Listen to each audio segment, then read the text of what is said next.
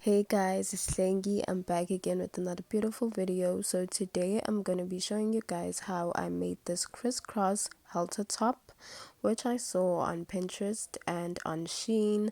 So I decided to just make my own. If you're into fashion videos, then this channel is for you. So grab yourself a stretchy material, a beautiful one, because this is gonna be quick and easy. So I'm gonna be using my dress, which I made, but I didn't show you guys. I'm going to use it as a pattern because I don't have a pattern.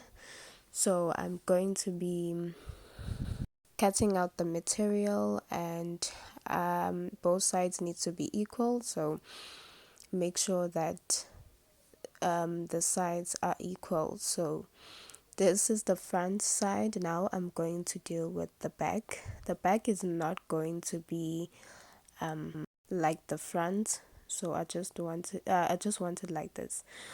Okay, so now I'm going to attach both materials together and I'm going to sew them together, but I'm not going to show you that process because I'm using my hands to sew. My machine is broken, unfortunately, so I'm done sewing and now I'm just going to turn it over so it looks like this.